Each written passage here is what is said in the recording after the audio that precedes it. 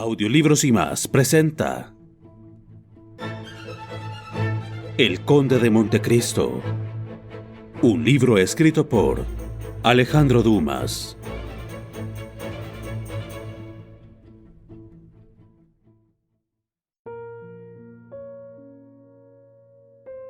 Capítulo 26. Maximiliano.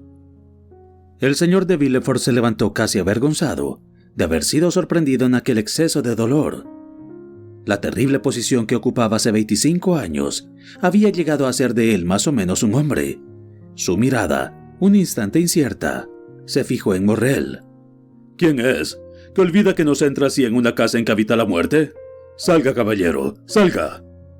Pero Morrel permaneció inmóvil, incapaz de apartar los ojos del espantoso espectáculo que presentaba aquella cama en desorden y de la pálida mujer que estaba acostada en ella. «Salga, ¿no escucha?», decía Villefort, mientras D'Avrigny se adelantaba por su parte para hacer que Morrel se marchara. Este miraba con aire espantado aquel cadáver, aquellos dos hombres y toda la habitación.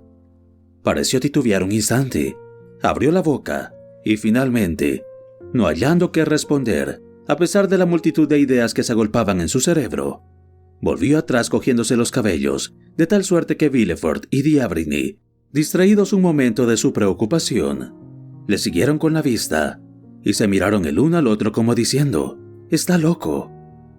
Pero no habían transcurrido aún 5 minutos cuando oyeron ruido en la escalera y vieron a Morrel, que con fuerza sobrenatural traía en brazos el sillón de Noirtier, avanzando hacia la cama de Valentina. El rostro de aquel anciano, en el que la inteligencia desplegaba todos sus recursos, cuyos ojos reunían todo el poder del alma para suplir a las demás facultades. La aparición de aquel pálido semblante y de aquella ardiente mirada fue aterradora para Villefort.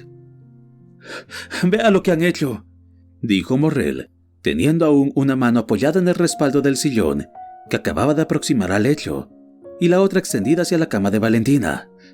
«Vea, padre mío, vea».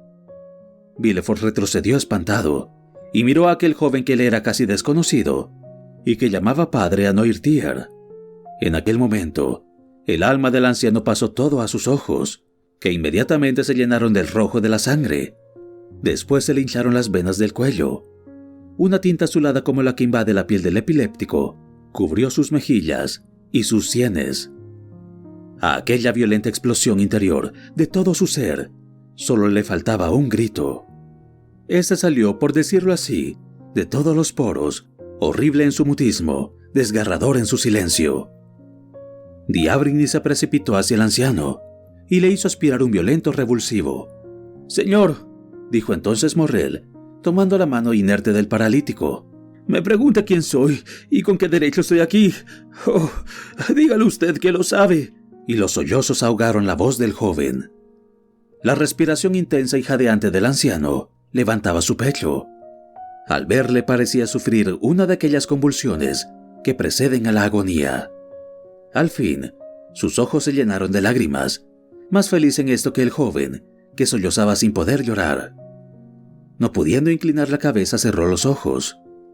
«Diga», continuó Morrel con voz ahogada, «diga que yo era su prometido, diga que ella era mi noble amiga, mi único amor sobre la tierra, dígalo, dígalo, diga que ese cadáver me pertenece».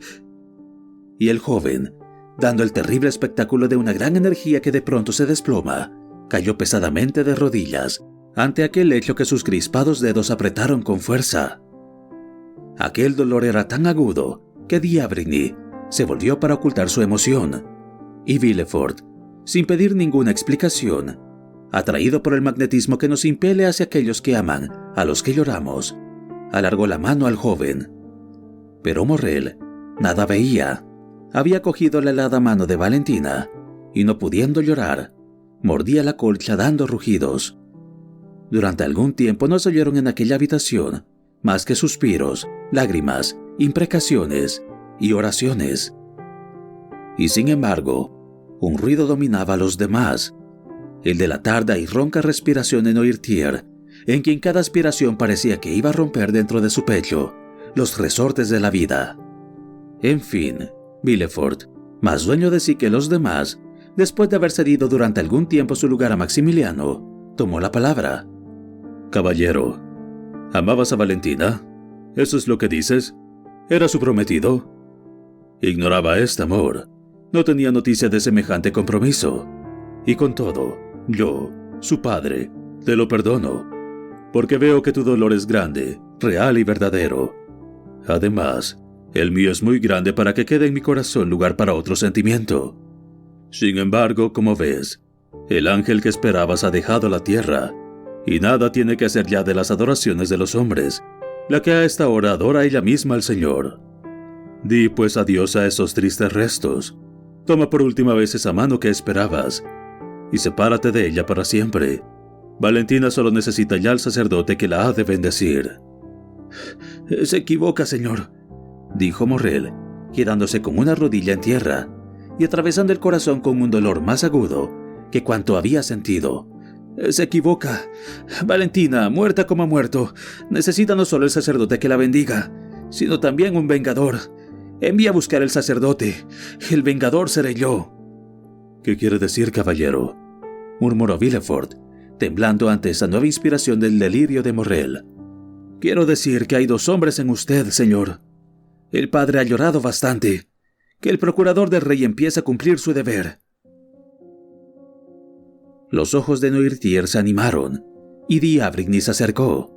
«Señor», prosiguió el joven, recorriendo de una mirada los sentimientos que se retrataban en los semblantes de todos. «Sé lo que digo, y sabe tan bien como yo lo que quiero decir. Valentina ha muerto asesinada». Villefort bajó la cabeza. D'Avrigny avanzó un paso. Noirtier hizo sí con los ojos.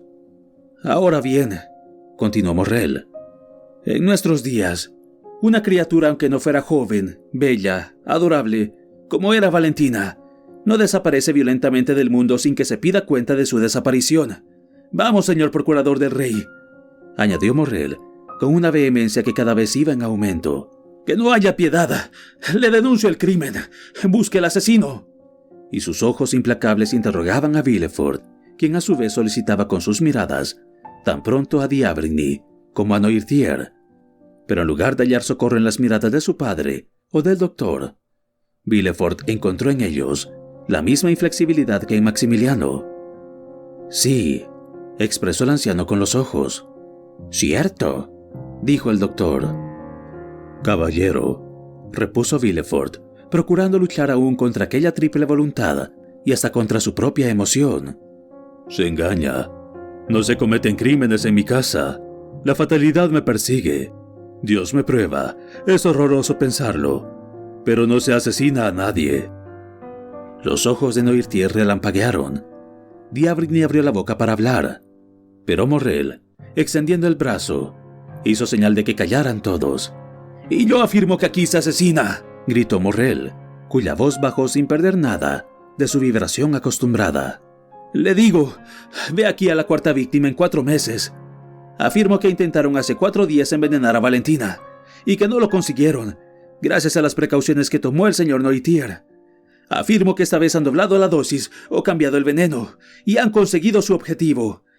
Añadiré, en fin, que sabe esto tan bien como yo, pues el señor se lo ha prevenido como médico y como amigo». «Oh, delira, caballero», dijo Villefort, procurando evadirse del círculo en que se encontraba encerrado. ¿Que estoy delirando? Apelo al señor D'Avrigny. Pregúntele si se acuerda de las palabras que pronunció en su jardín la noche de la muerte de la señora de Saint-Méran, cuando los dos, creyéndose solos, se ocupaban de ella, y en la que esa fatalidad de quien habla, y Dios, a quien acusa injustamente, no tuvieron más parte que haber criado al asesino de Valentina».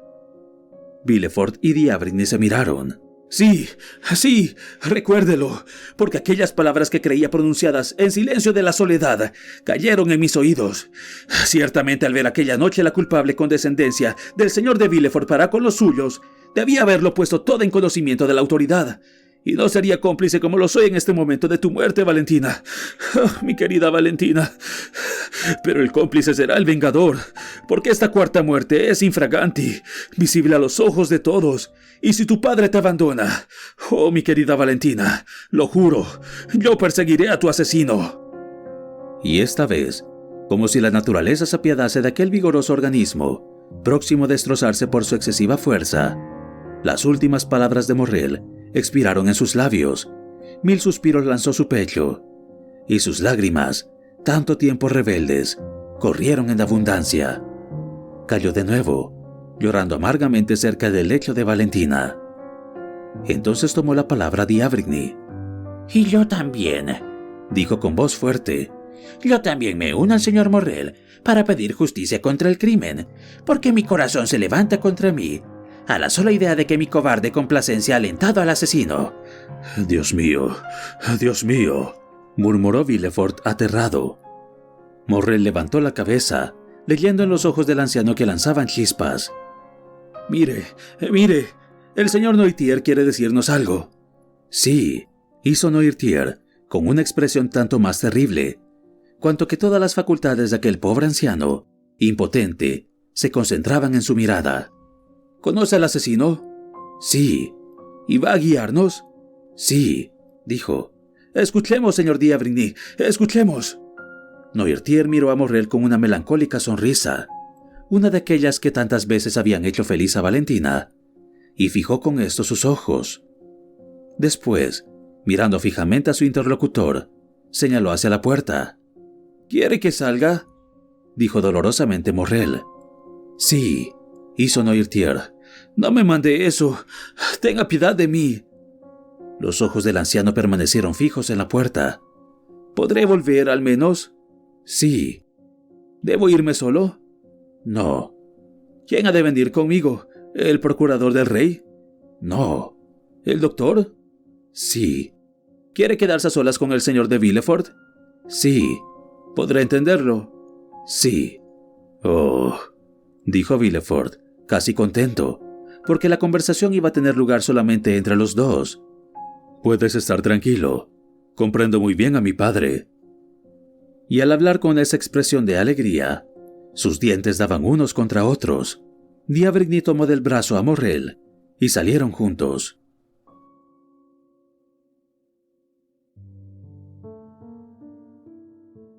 Un silencio más profundo que el de la muerte reinaba entonces en aquella casa. Al cabo de un cuarto de hora, se oyeron pasos, y Villefort apareció a la puerta del salón, donde se encontraban Maximiliano y D'Avrigny. Absorto sofocado aquel. «Vengan», les dijo, y los llevó junto al sillón de Noirtier. Morrel miró atentamente a Villefort. La cara del procurador del rey estaba lívida. Varias manchas azules se veían en su frente. Tenía en la mano una pluma, que torcida en 1000 sentidos diferentes, chillaba al hacerse pedazos. «Señores», dijo con voz ahogada al médico y a Morrel. «Señores, ¿me dan su palabra de honor que este secreto permanecerá sepultado entre nosotros?» Los dos hicieron un movimiento. «Se lo suplico». «Pero el culpable, el matador, el asesino». «Tranquilícese, caballero. Será justicia. Mi padre me ha revelado el nombre del culpable. Mi padre tiene sed de venganza como usted. Y sin embargo, mi padre le conjura también a que guarde el secreto del crimen. ¿No es cierto, padre?» «Sí», hizo Noirtier. Morrel dejó escapar un movimiento de horror y de incredulidad. «Oh», dijo Villefort, deteniendo a Maximiliano por el brazo. «Si mi padre, hombre inflexible como conoce, se lo pide, es porque sabe que Valentina será terriblemente vengada. ¿Es verdad, padre?» «Sí», hizo Noirtier. Villefort prosiguió. «Él me conoce y le he dado mi palabra. Tranquilícense, señores. Solo 3 días. Les pido 3 días. Es menos de lo que pediría la justicia. Y la venganza que tome de la muerte de mi hija hará temblar hasta lo íntimo del corazón al más indiferente de los hombres. ¿No es verdad, padre mío?» Al decir esas palabras rechinaba los dientes y sacudió con fuerza la mano muerta del anciano. «¿Cumplirá todas sus promesas el señor de Villefort?», preguntó Morrel, mientras D'Avrigny le interrogaba con su mirada. «Sí», dijo Noirtier, con una mirada de siniestra alegría. «Juran pues, caballeros», dijo Villefort, juntando las manos de D'Avrigny y de Morrel. «¿Juran apiadarse del honor de mi casa y que me dejarán el cuidado de vengarlo?» D'Avrigny se volvió y pronunció un sí muy débil. Pero Morrel arrancó sus manos de la del magistrado, se precipitó hacia la cama, imprimió un beso en los helados labios de Valentina y huyó con el profundo gemido de un alma consumida por la desesperación.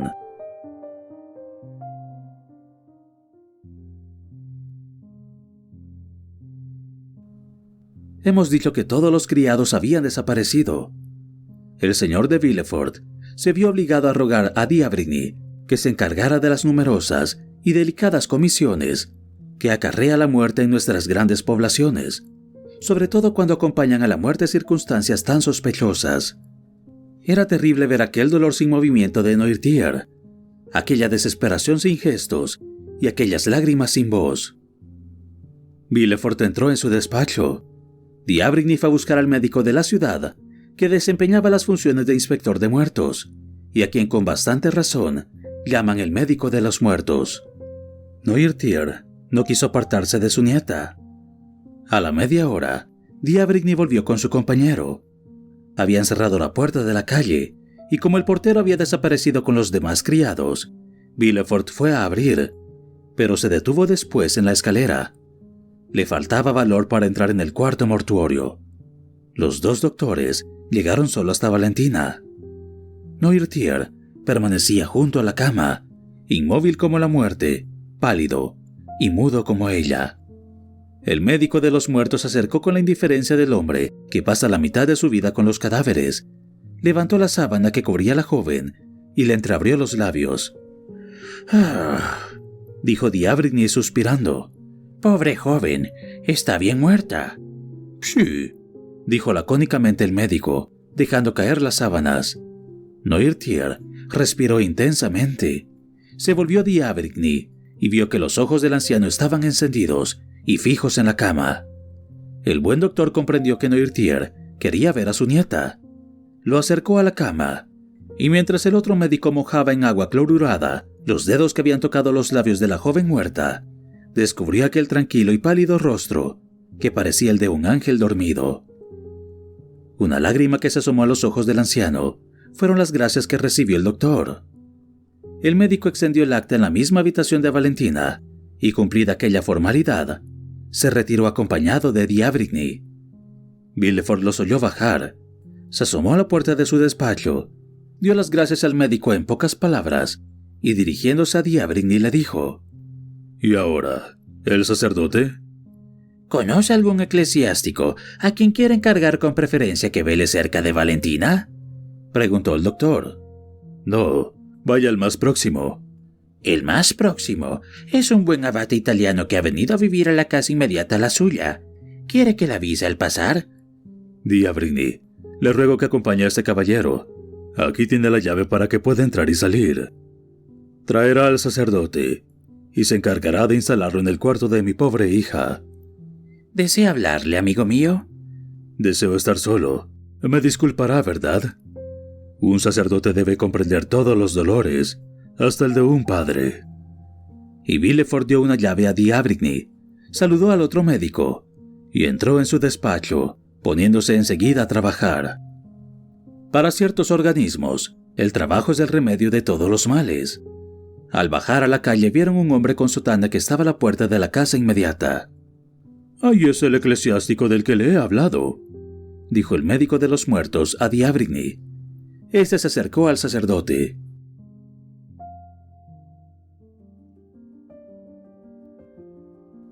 «Caballero, estaría dispuesto a hacer un gran favor a un desgraciado padre que acaba de perder a su hija, al señor procurador del rey Villefort». «Ah», respondió el eclesiástico. «Sí, lo sé. La muerte está en esa casa». «Entonces, no tengo necesidad de decirle qué clase de favor se espera de usted». «Iba a ofrecerme, caballero. Nuestra misión es ir al encuentro de nuestros deberes». «Es una joven». «Sí, lo sé. Lo he oído decir a los criados que huían de la casa. Se llamaba Valentina, y ya he rogado a Dios por ella». «Gracias, gracias. Y puesto que ha empezado a ejercer su santo ministerio, dígnese en continuarlo. Venga a sentarse junto a la difunta, y toda una familia sumida en el dolor le estará agradecida». «Voy enseguida, caballero, y me atrevo a decir que jamás votos más fervientes subieron al trono del Altísimo. D'Avrigny tomó por la mano al abate, y sin encontrar a Villefort, que permanecía encerrado en su despacho, le condujo hacia el cuarto de Valentina, de la que los sepultureros no debían encargarse hasta la noche siguiente. Al penetrar en el despacho, la mirada de Noirtier se encontró con la del abate, y sin duda creyó leer algo de particular en ella, porque no se separó de él. D'Avrigny le recomendó no solamente la muerta, sino también el vivo. El sacerdote ofreció rogar por la una y cuidar al otro. Se comprometió solamente a hacerlo, y sin duda, para que no le estorbasen en el momento en que D'Avrigny salió, corrió el cerrojo de la puerta por la que se marchó el doctor y el de la que daba a la habitación de la señora de Villefort.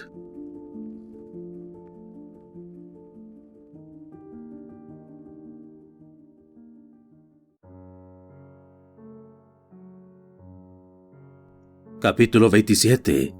La firma de Danglars.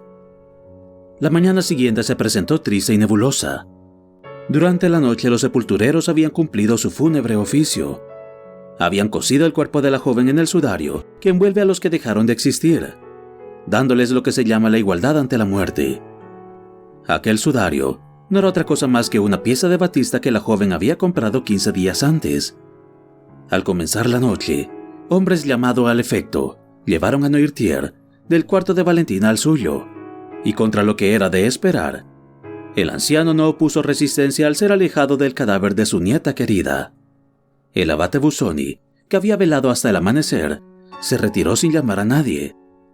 A las 8 de la noche regresó el médico y encontró a Villefort, que pasaba al cuarto de Noirtier, y le acompañó para saber cómo había pasado la noche el anciano. Lo hallaron en el gran sillón que le servía de cama, durmiendo con un sueño tranquilo y casi sonriendo. Se detuvieron los dos admirados.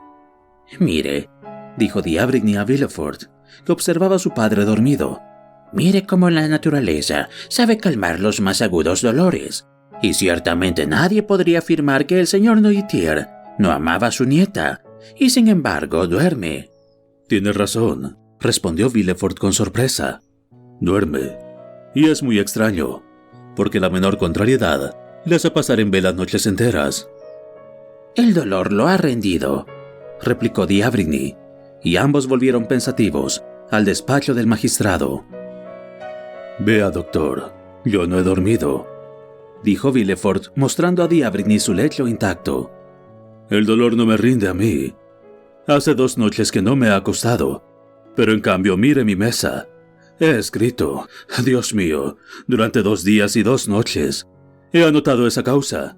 He preparado el acta de acusación del asesino Benedetto. Oh, trabajo, trabajo, mi pasión, mi alegría, mi furor. Tú, sí, me haces sobrellevar todas las penas». Y apretó la mano del doctor convulsivamente. «¿Tiene necesidad de mí?», le preguntó este.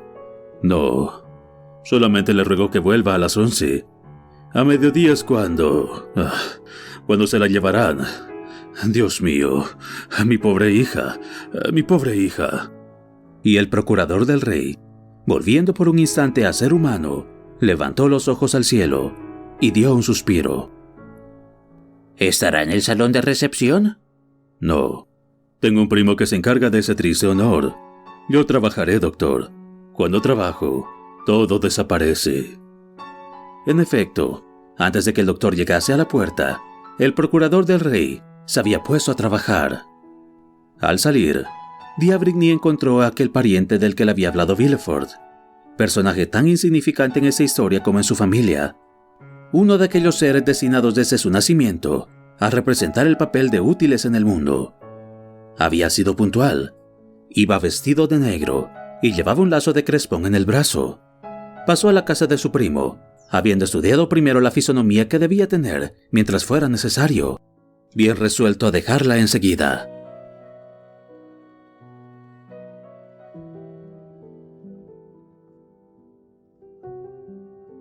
A las 11 se oyó en el patio de entrada el ruido del coche fúnebre.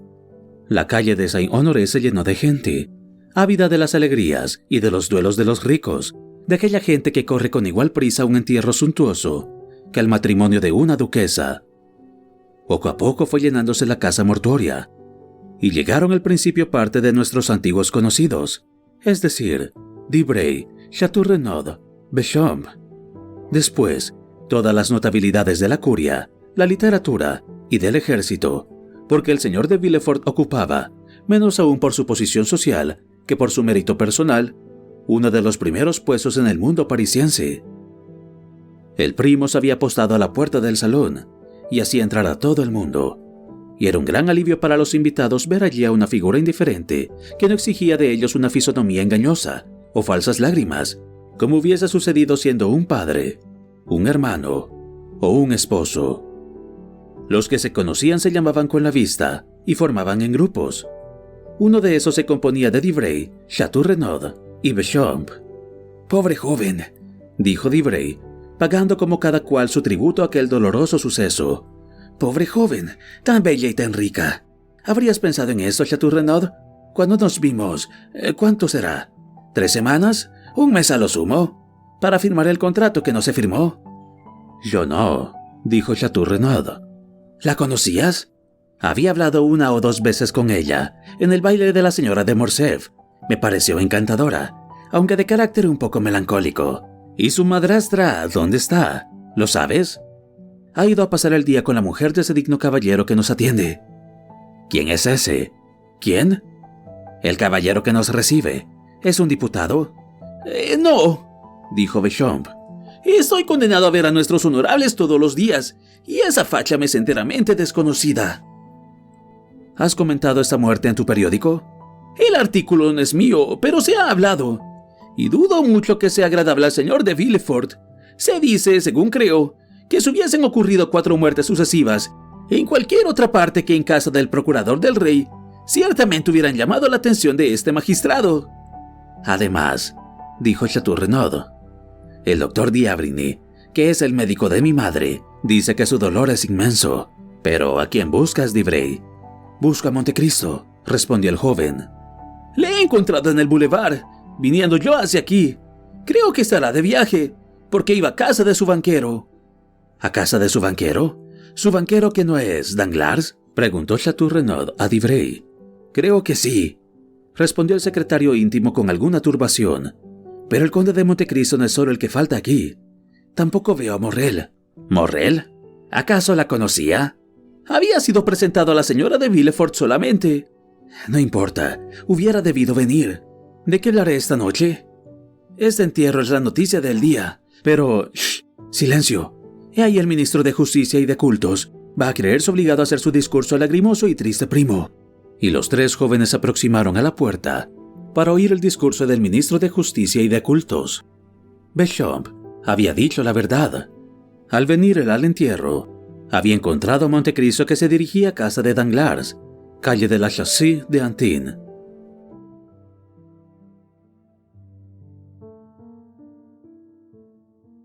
Desde su ventana el banquero vio el carruaje del conde que entraba en el patio, y le salió al encuentro con una fisonomía triste, pero afable.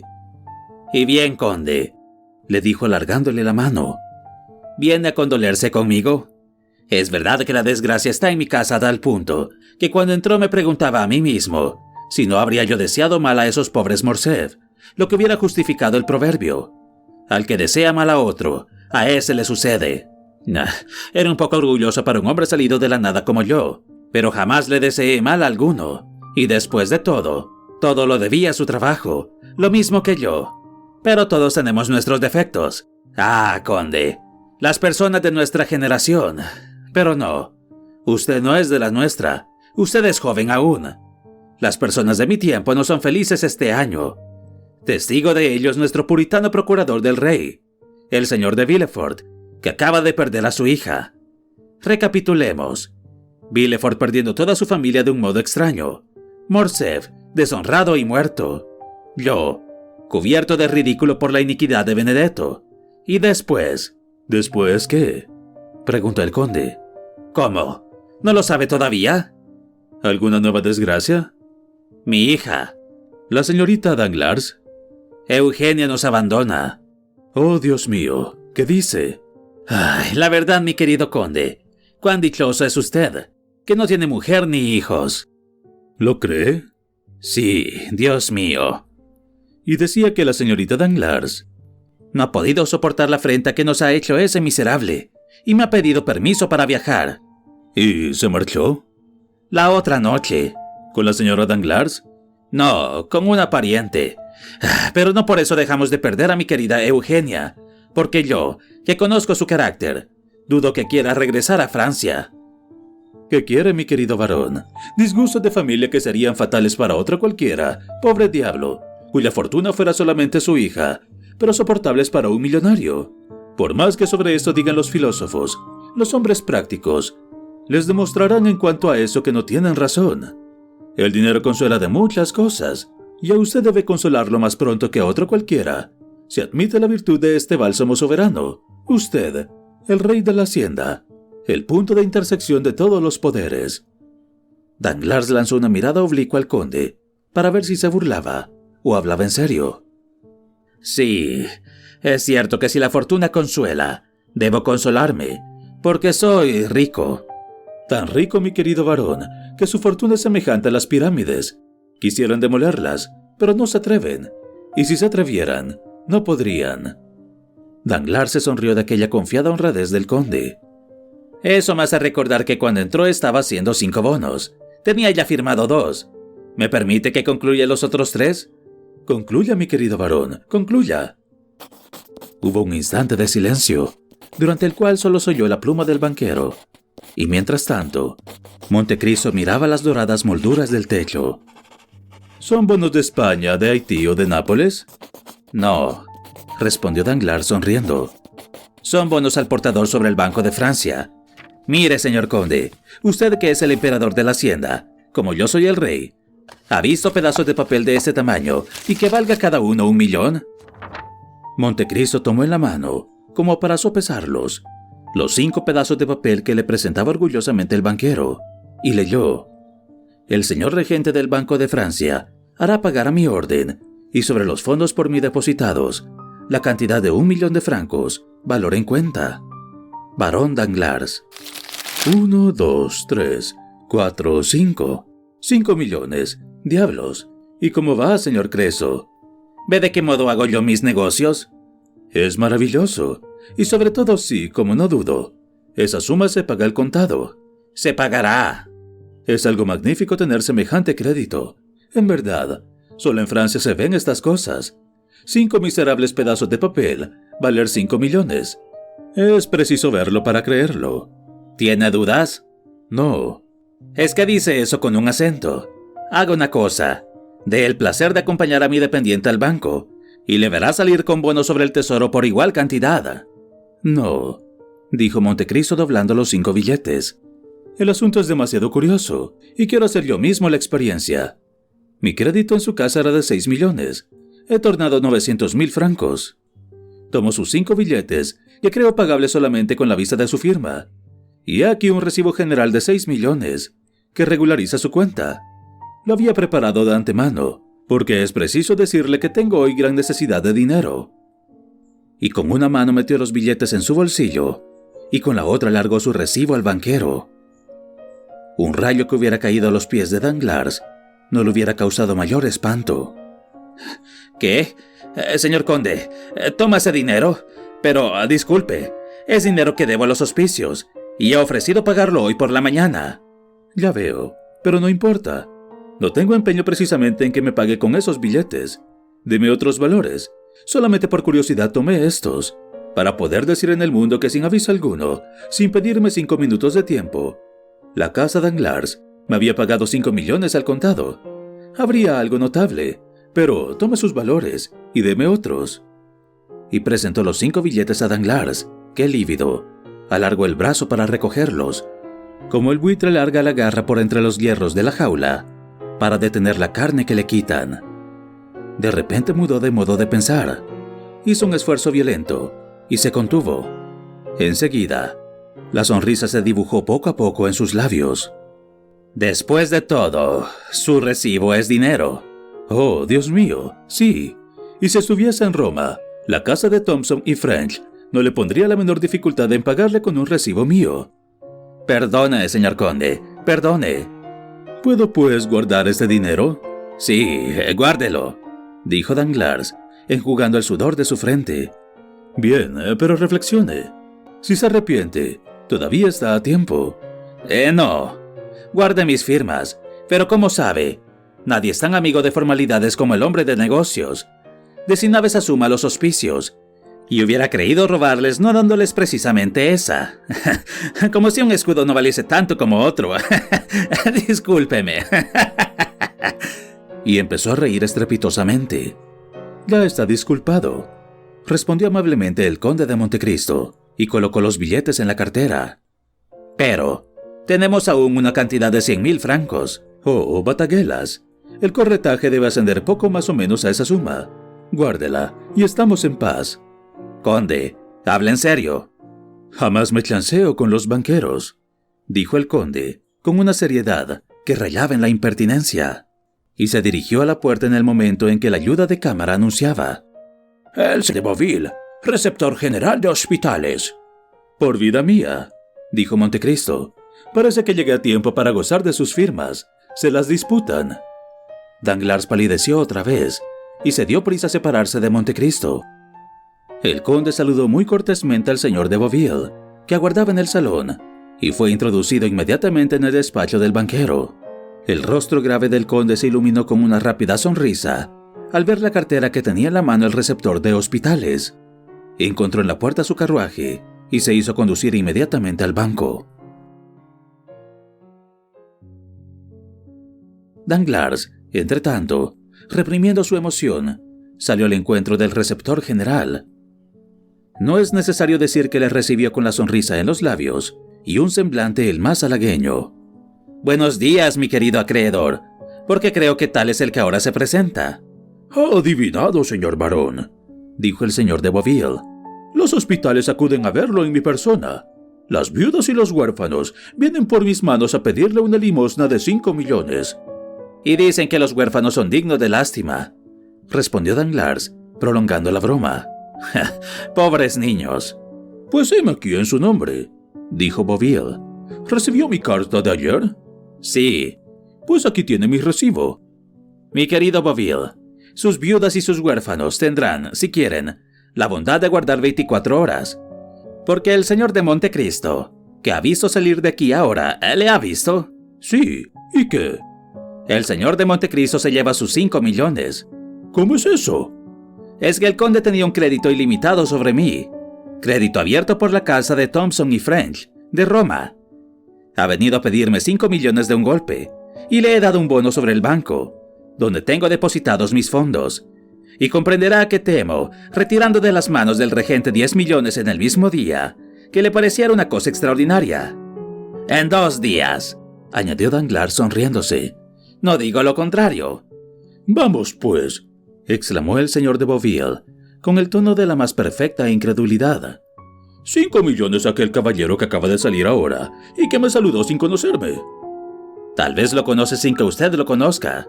El conde de Montecristo conoce a todo el mundo. 5 millones. ¡Ja! Ve aquí su recibo. Haga como Santo Tomás. Vea y toque. El señor de Boville tomó el papel que le presentaba Danglars y leyó: recibido del señor barón Danglars 5.100.000 francos, de que se reembolsará a su voluntad sobre la casa de Thomson y French, de Roma. Luego es cierto. ¿Conoce la casa de Thomson y French, de Roma? Sí. Hice una vez negocio de 200.000 francos en ella, pero no la había vuelto a oír nombrar. Es una de las mejores casas de Europa, dijo Danglars, poniendo sobre su mesa el recibo que acababa de tomar, de manos del señor Boville. ¿Y tenía nada menos que un crédito de 5 millones sobre usted? Pues ¿sabe qué es un nabab el tal conde de Montecristo? No sé lo que es, pero tiene 3 créditos ilimitados. Uno sobre mí, otro sobre Rothschild y otro sobre Laffitte. Y como ve, me ha dado la preferencia, dejándome 100.000 francos por el corretaje. El señor de Boville dio todas las muestras de una gran admiración. Será preciso que vaya a visitarlo y que obtenga alguna piadosa fundación para nosotros. Oh, es como si la tuviera. Solamente sus limosnas ascienden a más de 20.000 francos todos los meses. Es magnífico. Además le citaré el ejemplo de la señora de Morcerf y su hijo. ¿Qué ejemplo? Han dado toda su fortuna a los hospicios. ¿Qué fortuna? La suya y la del difunto general Morcerf. ¿Y con qué razón? Porque dicen que no quieren bienes adquiridos tan miserablemente. ¿Y de qué van a vivir? La madre se ha retirado a una provincia y el hijo ha entrado en el servicio. ¡Ja! Vaya, vaya. Eso sí que son escrúpulos. Ayer hice registrar el acta de donación. ¿Y cuánto poseían? No mucho. 1.200.000 o 300.000 francos. Pero volvamos a nuestros millones. Con mucho gusto, dijo el banquero con la mayor naturalidad. ¿Ese dinero le urge mucho? Sí, el arqueo se efectúa mañana. ¿Mañana? ¿Y por qué no me lo dijo antes? ¿Y a qué hora es ese arqueo? A las 2. Envía a las 12, dijo Danglars con amable sonrisa. El señor de Beauville apenas respondía. Decía que sí con la cabeza y daba vueltas a la cartera. Pero, ahora que recuerdo, haga más. ¿Qué quiere que haga? El recibo del señor de Montecristo es dinero constante. Pásele a Rothschild o a Laffitte y se lo tomarán enseguida. ¿Cómo? ¿Pagadero en Roma? Desde luego. Le costará solo un descuento de 5 o 6.000 francos a lo sumo. El señor de Beauville dio un salto hacia atrás. Por vida mía, prefiero esperar a mañana. ¿Cómo va? He creído por un momento, discúlpeme, dijo el banquero, con una imprudencia sin igual. He creído que tendría algún pequeño déficit que llenar. Oh. Escuche, no sería la primera vez que tal cosa ocurriera, y en ese caso se hace un sacrificio. Gracias a Dios, no. Entonces, hasta mañana. ¿No es verdad, mi querido receptor? Sí, hasta mañana, pero sin falta. ¿Qué? ¿Se burla? Envía a mediodía, y el banco estará ya avisado. Vendré yo mismo. Mejor aún, porque eso me proporcionará el placer de volver a verlo. Y se estrecharon la mano.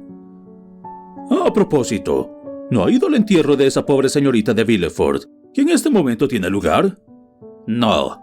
Pesa sobre mí el ridículo del suceso de Benedetto, y no salgo. Bah, no tienes razón. ¿Qué culpa tiene de ello? Amigo mío, cuando se lleva un hombre sin tacha como el mío, se es muy susceptible. Todo el mundo lo compadece, créalo. Y más aún, a la señorita, su hija. Pobre Eugenia.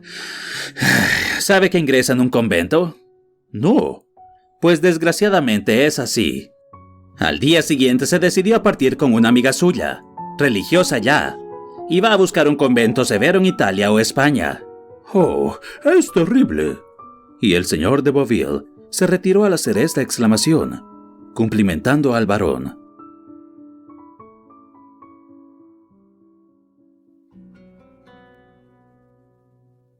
Mas apenas hubo salido, cuando Danglars, con un gesto enérgico, que comprenderán solamente los que hayan visto a Frederick representar al Robert Hacker, exclamó: ¡Imbécil!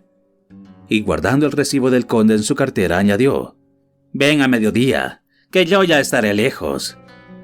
Se encerró, vació todos los cajones de su caja, reunió unos 50.000 francos en billetes de banco, quemó diferentes papeles, puso otros a la vista, y escribió una carta que cerró, y cuyo sobre dirigió a la señora baronesa de Danglars.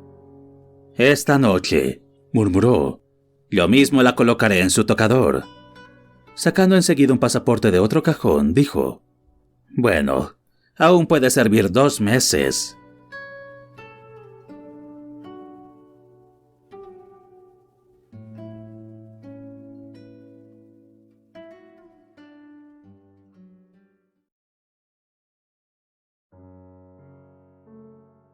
Capítulo 28. El cementerio del padre Lachaise. El señor de Beauville había encontrado en efecto el fúnebre cortejo que conducía a Valentín a la mansión de los muertos. El tiempo estaba sombrío y nebuloso.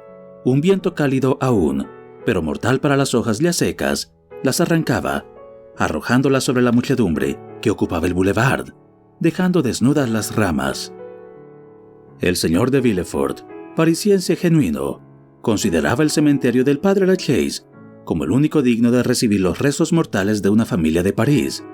Los demás le parecían cementerios rurales, indignos de recibir los restos mortales de una familia parisiense. Habría comprado cierta porción de terreno, en el que erigió un magnífico monumento que se llenó en poco tiempo con los miembros de la primera familia. Se leía en el frontispicio del mausoleo: Familia Saint-Méran y Villefort, porque tal fue el último voto de la pobre Renata, madre de Valentina. Hacia el cementerio del padre Lachaise, pues encaminaba el pomposo entierro que salió del arrabal Saint-Honoré, atravesó todo París por el arrabal del Temple, pasó enseguida al boulevard exterior y de allí al cementerio. Más de 50 coches de particulares seguían a otros 20 de duelo, y más de 500 personas componían el acompañamiento. Eran todos jóvenes, para quienes la muerte de Valentina representaba una gran desgracia, y que a pesar del vapor glacial del siglo y el prosaísmo de la época, sentían vivamente la pérdida de aquella hermosa, casta y adorable joven, muerta en la primavera de su vida. Al salir de París vieron llegar un carruaje tirado por 4 fogosos caballos que pasó a la cola. Era el coche de Montecristo, que se apeó y fue a mezclarse con los demás que seguían el coche fúnebre. Chateau Renaud y Beauchamp, que le vieron llegar, se acercaron a él inmediatamente. El conde miraba con atención a todas partes. Buscaba con mucho interés a alguien. Finalmente, no pudo aguantar más. «¿Dónde está Morrel?», preguntó. «¿Alguien lo sabe?». «Ya nos hemos hecho esa pregunta en la casa mortuoria», contestó Chateau Renaud, «porque nadie lo ha visto». El conde calló, pero continuó observando a su alrededor. Llegaron por fin al cementerio. La penetrante mirada de Montecristo registró de un golpe el bosque de sauces llorones y pinos que rodean las tumbas, y perdió toda inquietud. Una sombra atravesó los árboles, y el conde reconoció al que buscaba. Todos saben a lo que se reduce un entierro en aquel magnífico palacio de la muerte. Un silencio profundo, el ruido de tal cual rama que se desgaja de los árboles, el triste canto de los sacerdotes y algún suspiro que se escapa de entre un bosquecillo de flores que cubren una tumba, junto a la cual se ve una mujer arrodillada y con las manos juntas. La sombra que había visto Montecristo cruzó rápidamente por detrás del sepulcro de Abelardo y Eloísa y fue a colocarse junto a los caballos del coche fúnebre, llegando así hasta el sitio destinado para la sepultura. Montecristo no perdía de vista aquella sombra en la que los demás apenas habían reparado. 2 veces se separó Montecristo del acompañamiento para observar si las manos de aquel hombre buscaban algún arma oculta bajo su ropa. Cuando el acompañamiento se detuvo, se vio que aquella sombra era Morrel, que con su levita abotonada hasta arriba, la frente lívida, los pómulos salientes y el sombrero estropeado por sus manos convulsas, se había arrimado a un árbol colocado en un alto, desde donde dominaba el mausoleo, de modo que no le estorbaban ver hasta la más pequeña ceremonia del fúnebre suceso que iba a consumarse. Todo sucedió como de costumbre. Algunos hombres, y como siempre los menos impresionados, pronunciaron discursos, los unos compadeciendo aquella muerte prematura, los otros extendiéndose sobre el dolor de su padre, y los hubo tan ingeniosos que incluso averiguaron que aquella infortunada joven había solicitado al señor de Villefort en varias ocasiones un poco de misericordia para los culpables, sobre cuya cabeza estaba suspendida la espada de la justicia. Apuraron las metáforas y periodos sentimentales, comentando de 1000 maneras a Malherbe y a Dupérier. El conde nada escuchaba, nada veía, o por mejor decir, solamente veía a Morrel, cuya tranquilidad e inmovilidad formaban un espectáculo espantoso para el que podía leer lo que sucedía en el fondo del corazón del joven. «¡Mira!», dijo Beauchamp a Debray. «¡Mira, Morrel! ¿Por qué se habrá metido allí?». Y se lo hicieron observar a Chateau Renaud. «¡Qué pálido está!», dijo aquel estremeciéndose. «Tendrá frío», replicó Debray. «No, yo creo que está conmovido. Es un joven muy impresionable». «Bah, apenas conocí a Valentina, según tú mismo has dicho». «Es cierto. No obstante, recuerdo que en el baile de la señora de Morcerf bailó 3 o 4 veces con ella. Usted lo sabe, conde. Aquel baile en el que tanto efecto causó». «No lo sé», respondió Montecristo, sin saber a lo que respondía, pues solo le ocupaba Morrel, a quien observaba atentamente y cuyas mejillas se colorearon como le sucede a los que comprimen y retienen la respiración. «Los discursos han terminado. Adiós, señores». dijo bruscamente el conde, y dio la señal de marcha, desapareciendo sin que se supiese por dónde había ido. Terminado todo, los asistentes tomaron el camino de París. Solo Chateau Renaud buscó un instante a Morrel, pero mientras había seguido al conde con la vista, Maximiliano había dejado su sitio, y no encontrándolo, se unió a Beauchamp y Debray.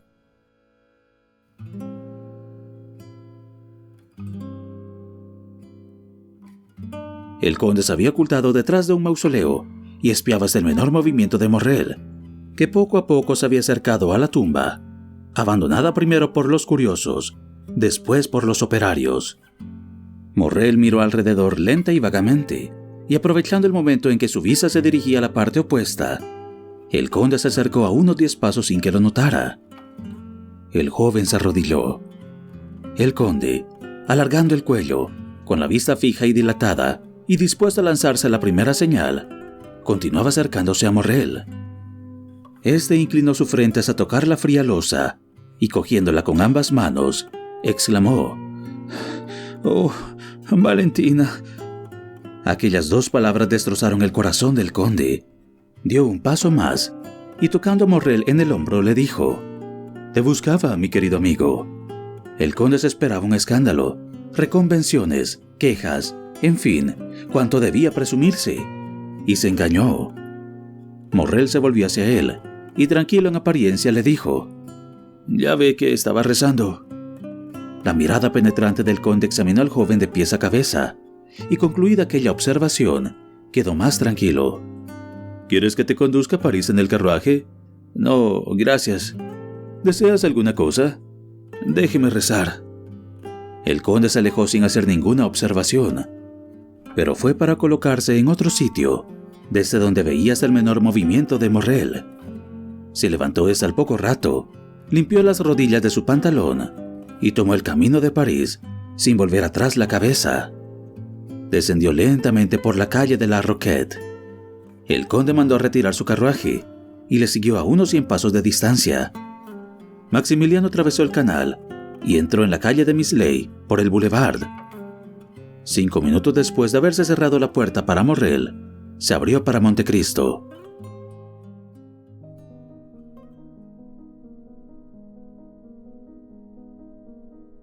Julia estaba sentada a la entrada del jardín, a donde miraba a Penelón, que tomando en serio su profesión de jardinero, se entretenía arreglando unos rosales de bengala. «¡Ah, señor conde de Montecristo!», exclamó con aquella alegría que solía manifestar cuando el conde hacía una visita a la calle de Mislay. «Maximiliano acaba de entrar. ¿Es verdad, señora?», preguntó el conde. «Creo que le he visto pasar, pero llame a Manuel, por favor». «Perdone, señora. Es preciso que suba al cuarto de Maximiliano al instante. Tengo que decirle una cosa de la mayor importancia». «Está bien, vaya», le dijo, acompañándole con una dulce sonrisa, hasta dejarle en la escalera. Montecristo subió rápidamente al segundo piso. Llegó al cuarto de Maximiliano.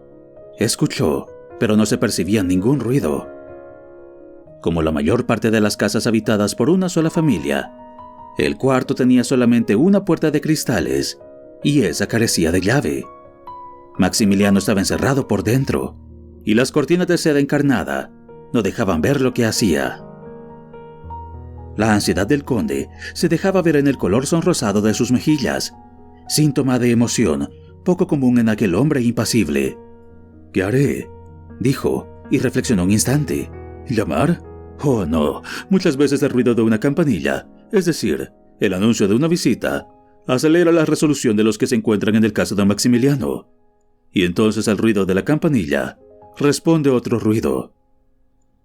El conde tembló de pies a cabeza, y como sus decisiones tenían la rapidez del relámpago, dio con el codo a uno de los cristales, que se hizo pedazos, y levantando la cortina vio a Morrel, que sentado ante la mesa y escribiendo, acababa de dar una media vuelta al ruido del cristal roto. «No es nada», dijo Montecristo. «Mi querido amigo, resbalé y di con el codo en la puerta, y puesto que está roto, voy a aprovecharme en abrir, sin que tengas necesidad de incomodarte». Y pasando el brazo, el conde abrió la puerta. Morrel se levantó visiblemente contrariado, y fue al encuentro del conde. menos para recibirle que para impedir que pasara adelante. La culpa es de tus criados. Tienen el suelo tan lustroso como un espejo. ¿Se ha lastimado, señor?, preguntó fríamente Morrel. No sé. ¿Pero qué hacías? ¿Estabas escribiendo? ¿Yo? Sí. Tiene los dedos manchados de tinta. Es verdad. Me ocurre algunas veces al escribir mucho. Es cosa que me gusta, a pesar de que soy militar. Montecristo dio algunos pasos por el cuarto, y Maximiliano se vio obligado a dejarlo pasar, pero lo siguió.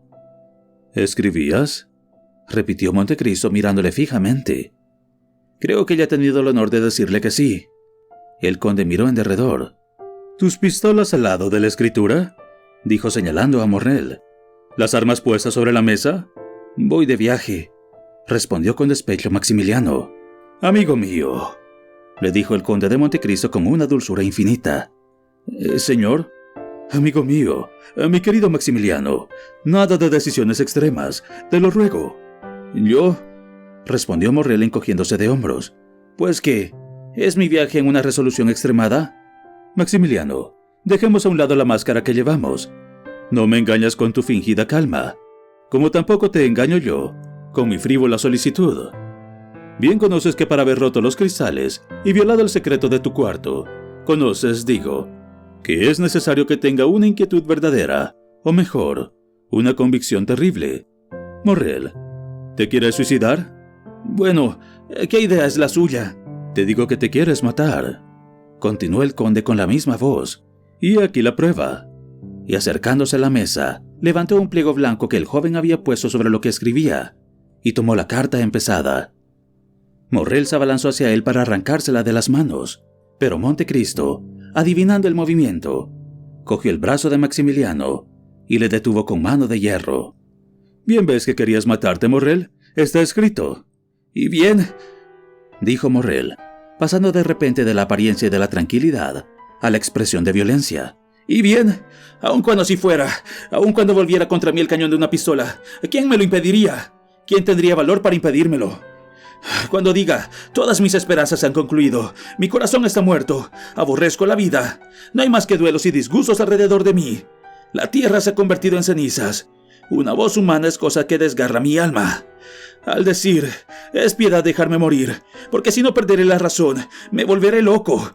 Dígame, cuando diga esto y vean que lo digo con las angustias y lágrimas en el corazón, me responderán, ¿no tiene razón? ¿O me impedirán el dejar de ser desgraciado? Dígame, ¿tendría valor para ello? Sí, Morrel, dijo Montecristo, cuya voz sosegada formaba un singular contraste con la exaltación del joven. Usted, dijo Morrel, con una expresión infinita de cólera. Usted que ha alimentado en mí una esperanza absurda, que me ha alentado con sus vanas promesas, cuando por algún golpe o una resolución violenta yo hubiera podido salvarla, o al menos verla morir en mis brazos. Usted que dice afectar todos los recursos de la inteligencia, todo el poder de la materia, que pretende desempeñar en la tierra el papel de la providencia, y que no ha podido dar un contraveneno al infeliz. En verdad que me da lástima, me causa horror. Sí, me dijo que me quitara la máscara. Pues bien, me la quito. Cuando me siguió al cementerio y me habló, le respondí, porque mi corazón es bueno. Cuando entró, lo dejé llegar hasta aquí. Sin embargo, puesto que abusa, que viene a desafiarme hasta en este cuarto, a donde me había retirado como en la tumba, puesto que me da un nuevo tormento cuando creí haberlo apurado a todos. Conde de Montecristo, mi pretendido bienhechor, el Salvador universal, ¿está satisfecho? Va a ver morir a su amigo. Y con la risa del delirio, Morrel se lanzó por segunda vez sobre las pistolas. Montecristo, pálido como un espectro, con los ojos despidiendo relámpagos y alargando las manos a las pistolas, dijo: «Y yo te repito que no te matarás». «Impídamelo, pues», replicó Morrel, haciendo el último esfuerzo que vino a estrellarse contra el brazo de acero de Montecristo. «Te lo impediré. Pero ¿quién es, en fin, para arrojarse con ese derecho tiránico sobre criaturas libres e independientes?» «¿Quién soy? Soy el único en el mundo que tiene derecho para decirte: Morrel, no quiero que el hijo de tu padre muera hoy». Montecristo, transfigurado, sublime y cruzando los brazos, se adelantó hacia el joven, que palpitante y vencido a su pesar por la majestuosa divinidad de aquel hombre, dio un paso atrás. ¿Por qué habla de mi padre? ¿Por qué mezcla su recuerdo a lo que hoy me sucede? Porque yo soy el que salvé la vida a tu padre, un día que quería matarse como tú lo quieres hoy. Porque soy el hombre que envió la bolsa a tu joven hermana, y el faraón al anciano Morrel. Porque soy, en fin, Edmundo Dantes, que cuando niño te hacía jugar sobre sus rodillas. Morrel dio un paso atrás, vacilante, sofocado, aterrado. Sus fuerzas la abandonaron y cayó consternado a los pies de Montecristo. Enseguida hubo un movimiento de regeneración en su hermosa naturaleza. Se levantó, dio un salto y se precipitó a la escalera gritando fuertemente: ¡Julia! ¡Julia! ¡Manuel! ¡Manuel! Montecristo quiso salir, pero hubiera sido más fácil matar a Maximiliano que hacerle abandonar la puerta que tenía entreabierta para no dejar salir al conde. Julia, Manuel, Penelón y algunos criados acudieron asustados al oír los gritos de Maximiliano. ¡De rodillas!, gritó con una voz ahogada por los sollozos. ¡De rodillas! ¡Es el bienhechor! ¡El salvador de nuestro padre! ¡Es! Iba a decir Edmundo Dantes, pero el conde le detuvo agarrándole por un brazo. Julia se arrojó sobre la mano del conde. Manuel le abrazaba como un dios tutelar. Morrel cayó por segunda vez en tierra, arrodillado ante el conde. Aquel hombre de bronce sintió que el corazón se dilataba en su pecho. Una llama abrasadora subió a su garganta y a sus ojos. Inclinó la cabeza y lloró. Apenas se hubo recobrado Julia de la fuerte emoción que acababa de sufrir, cuando salió precipitadamente del cuarto. Bajó al primer piso, corrió al salón con una alegría infantil y alzó el globo de cristal que protegía la bolsa dada por el desconocido de las alamedas de Meillán. Entretanto, Manuel decía al conde con una voz sofocada por los sollozos: «Oh, señor conde, ¿cómo viéndonos hablar tantas veces del bienhechor desconocido? ¿Cómo viéndonos atacar a su memoria con tanto reconocimiento y adoración? ¿Cómo ha esperado hasta hoy para darse a conocer?» «Escúchame, amigo, y puedo llamarte así, porque sin que lo supieran, soy amigo hace ya 11 años.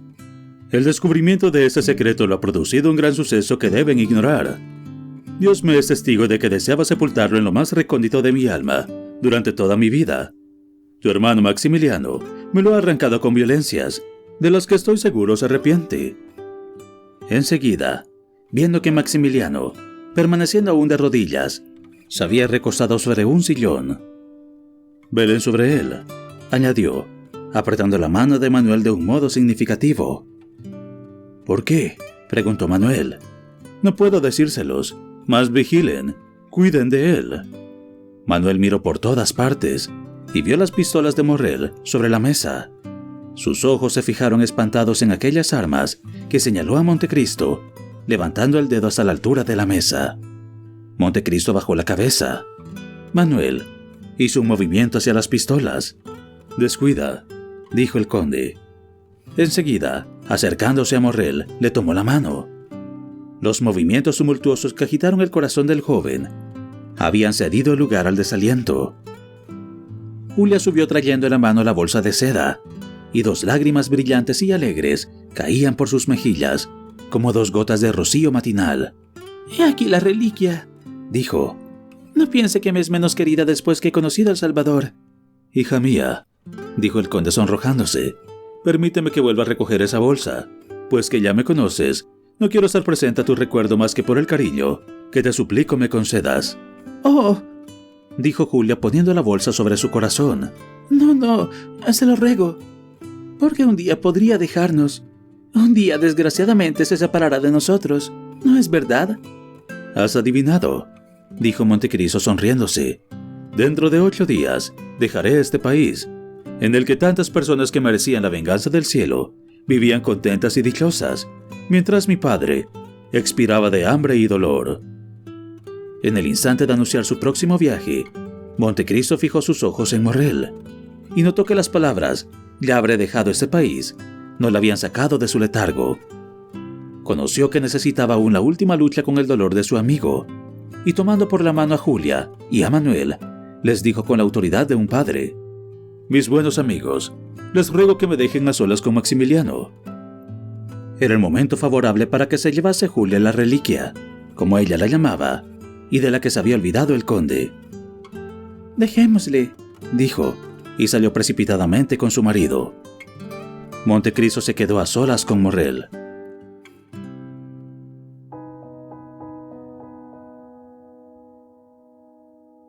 «Vamos», dijo el conde, tocándole en un hombro con su dedo de fuego. «¿Vuelves a ser hombre, Maximiliano?» «Sí, porque empiezo a sufrir otra vez».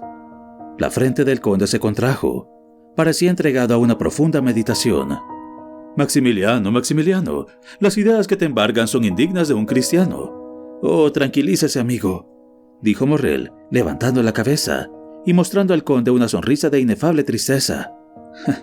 «Ya no seré yo el que busque la muerte». «Así, nada de armas, nada de desesperación». «No, porque tengo algo que vale más que el cañón de una pistola o la punta de un puñal». «Pobre loco, ¿qué es lo que tienes, pues?», preguntó el conde con profunda tristeza. «El dolor que concluirá con mi existencia». «Amigo», dijo Montecristo, con una melancolía igual a la suya, «escúchame.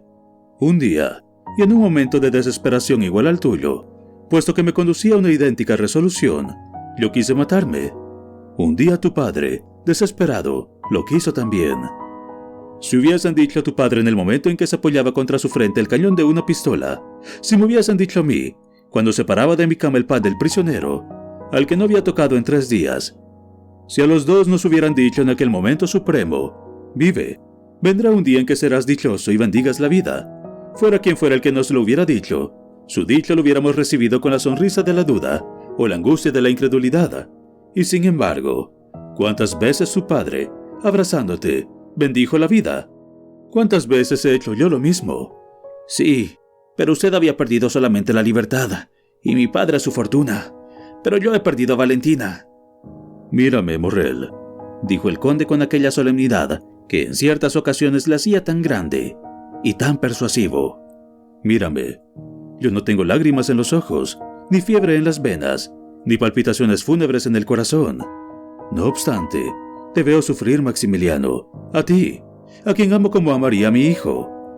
Pues bien, ¿esto no te dice, Morrel, que el dolor es como la vida, que hay algo después de ella? Ahora bien, si yo te ruego, si te mando que vivas, es porque tengo la convicción de que un día me darás las gracias por haberte conservado la vida». Dios mío, ¿qué me dice, conde? Piénselo, quizá nunca ha amado usted». «Niño». «De amor yo me entiendo, soy soldado desde que fui hombre, y he llegado a 29 años sin amar, porque ninguna de las pasiones que he sentido antes merece a este hombre.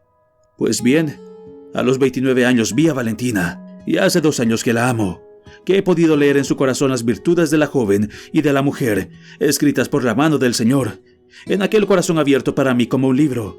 Conde, mi felicidad con Valentina era infinita, inmensa, desconocida, demasiado completa, demasiado grande, demasiado divina para este mundo, puesto que este mundo no me la ha dado. Eso es decir, conde, que sin Valentina no hay para mí en la tierra más que tristeza y desesperación». «Te he dicho que esperes, Morrel». «Cuidado», repetiré yo, porque si quiere persuadirme, si lo consigue, creeré que puedo volver a ver a Valentina». Montecristo se sonrió. «Amigo mío, padre mío», exclamó Morrel exaltado. «Cuidado, se lo repetiré por 3ª vez. El ascendiente que toma sobre mí me espanta. Cuidado con el sentido de sus palabras, porque vea que mis ojos se reaniman, mi corazón renace la esperanza, y en él late la vida, porque me haría creer en cosas sobrenaturales. Obedeceré si me manda que levante la losa que cubre a la hija de Jairo. Caminaré sobre las ondas como el apóstol. Si me hace señal con la mano de caminar sobre ellas, obedeceré en todo». «Espera, amigo». «Ah», dijo Morrel, pasando del extremo de la exaltación al abismo de la tristeza. «Ah, me engaña. Hace como aquellas madres que calman con palabras dulces a los chicos, cuyos gritos les incomodan. No, amigo mío. Enterraré mi dolor en lo más hondo de mi pecho. Lo ocultaré tanto que no me verá sufrir. Adiós, amigo mío. Adiós. Al contrario, desde ahora, Maximiliano, vivirás conmigo. No te apartarás de mí un solo instante. Y dentro de 8 días saldremos de Francia. ¿Y me dice aún que espere? Te lo digo, porque conozco un medio para curarte. Conde, me entristece más. Ve solamente en mi dolor un dolor vulgar, y quiere curarme con un remedio igual, el de hacerme viajar. Y Morrel movió la cabeza con desdeñosa incertidumbre. ¿Qué quieres que te diga? Tengo confianza en mis promesas. Déjame hacer el experimento. Conde, prolonga mi agonía, y he aquí todo.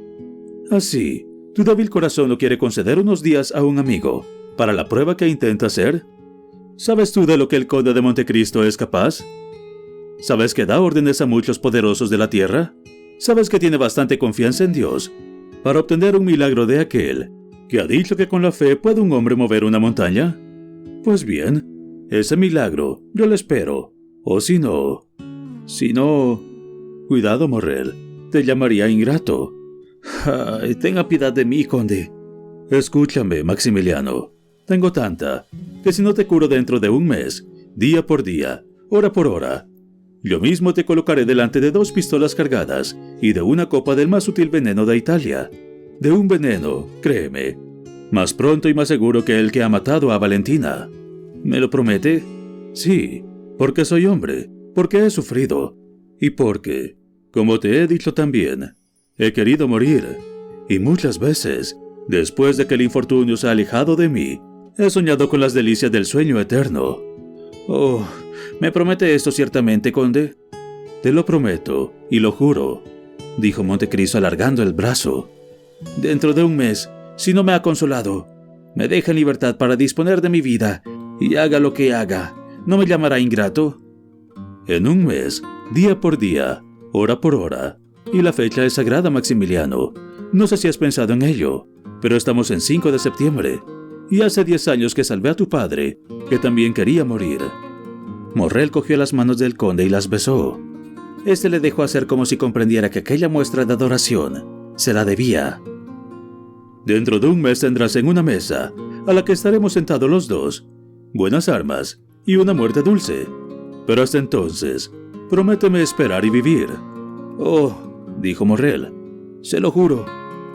Montecristo atrajo al joven sobre su pecho y le estrechó contra su corazón. Desde ahora, vienes a vivir conmigo. Ocuparás la habitación de Haydée. Mi hijo reemplazará a mi hija. ¿Haydée? Pues ¿qué ha sido de ella? Ha partido esta noche. ¿Para separarse de usted? Para esperarme. Prepárate a venir a la casa de los Campos Elíseos y haz que yo salga de aquí sin que me vean. Maximiliano bajó la cabeza y obedeció como un niño o como un apóstol.